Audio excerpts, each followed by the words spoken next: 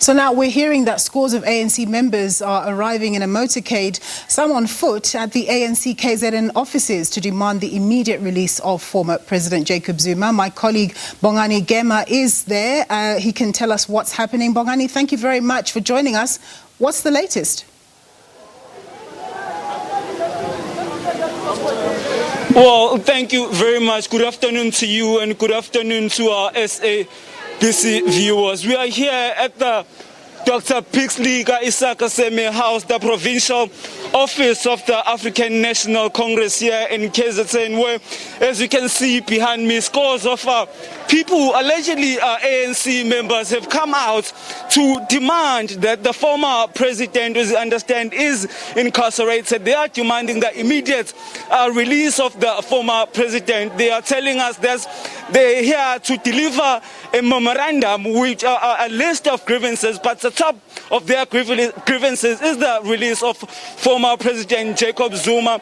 It is very difficult to tell who the organizers of this motorcade are, because when we tried to get an interview earlier on, they were not able to pinpoint us to the right person to speak to. But what we do know is that this motorcade was organized online, because one gentleman who was addressing them was telling them that many of their members whom they had been engaging with on a WhatsApp group did not pitch up, which may be an indication that some of them are scared to be part of this motorcade, or maybe the supporters of former President Jacob Zuma are not that many as many others would like us to believe. No one from the provincial offices has come out to meet the marchers, but we are expecting maybe someone will come out, because they told us that this is a legal march that they had liaised with the provincial office to have. As you can see, a heavy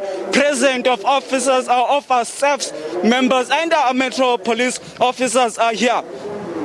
Bongani, do you think that these supporters, the supporters of former President Jacob Zuma, perhaps think that there's still the possibility of some sort of political intervention in the former president's sentence, because it's been made fairly clear that's unlikely to happen? Well, let me mention that we did pose that question to the ones that we spoke with, who didn't want to give us their names, but mentioned that they are members in the eThekwini region. They said they do not care what the ANC tells them, and they do not care about the law, whether the judicial system is still taking its course. They do not care all about that.